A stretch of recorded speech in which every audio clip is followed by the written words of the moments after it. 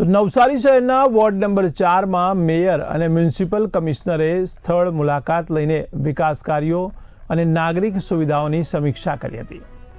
ત્યારે ખાસ કરીને લાંબા સમયથી ચાલી રહેલા ડ્રેનેજના કામમાં વિલંબ અંગે અધિકારીઓ અને કોન્ટ્રાક્ટર સાથે ચર્ચા કરી છે। ત્યારે કામગીરીમાં ઝડપ લાવવા માટે કડક સૂચના પણ આપવામાં આવી હતી।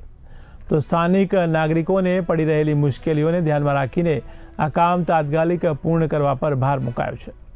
આ ઉપરાંત મચ્છી માર્કેટ વિસ્તારમાં ગંદકી અને અસ્વચ્છતા જોવા મળતા તંત્રએ નારાજગી વ્યક્ત કરી સંબંધિતોને સ્વચ્છતા જાળવવા માટે ચેતવણી આપી હતી।